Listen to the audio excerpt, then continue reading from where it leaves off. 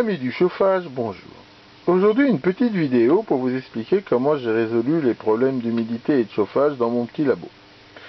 Mon labo est composé de deux petites parties, qui sont pas très grandes, ça fait environ 18 mètres carrés par partie.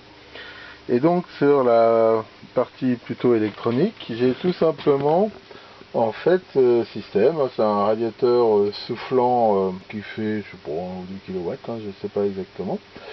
Bien sûr, j'ai beaucoup soigné l'isolation. C'est pour l'instant contrôlé par un bête thermostat tout à fait standard qui est réglé en permanence pour garder une température de 14 degrés. Alors pourquoi 14 degrés? Parce que en fait, je me suis aperçu en lisant à droite à gauche, en faisant des essais, que c'est à peu près la température au-delà de laquelle après on a des problèmes de rouille. Alors bien sûr c'est aussi lié à l'humidité. Et au début j'utilisais les machins Rubson là avec des pastilles, ça marche pas terrible et ça finit par coûter très cher. Donc j'ai trouvé chez Brico Merdo ce petit système là qui est en fait un déshumidificateur. Donc bon là je l'ai arrêté parce qu'il est assez bruyant. Mais on peut régler ici le pourcentage d'humidité qu'on veut.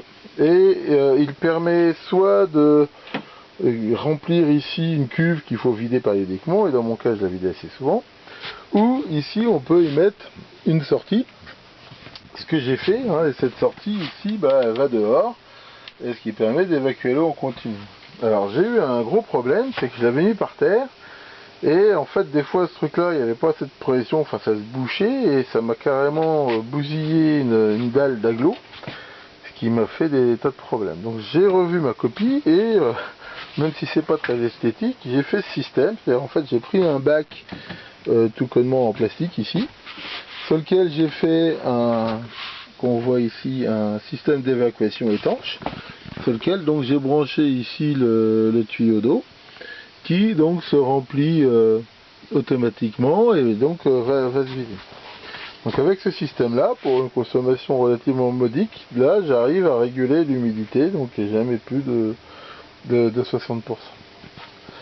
Sur la deuxième partie de mon lab, donc là j'ai aussi, mais ça date depuis la construction, d'avant des années 2000, pareil, un petit radiateur ici qui est suffisant pour garder une température, et là j'ai eu un petit problème de thermostat il n'y a pas longtemps, et j'ai mis en fait il y a des années j'avais acheté sur eBay ces deux contrôleurs de température ici digitaux, qui en gros c'est des thermostats améliorés, mais j'avais un petit problème de place, donc là j'ai rien trouvé mieux que de le monter comme ça au plafond. Bon, ça commence à faire un peu intérieur de sous-marin, mais ici ça marche très bien. Donc là on peut régler en appuyant ici la température de consigne, et en fait c'est un double thermostat, mais j'utilise que cette partie là.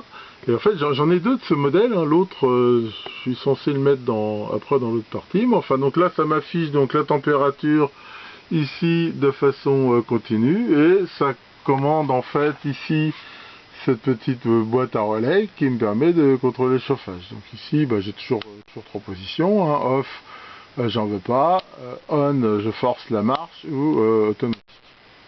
Il faut savoir que moi je prévois toujours dans tous mes trucs automatiques ce système pour quand même pouvoir toujours bypasser l'automatisme en cas de dysfonctionnement, pour faire au moins un test.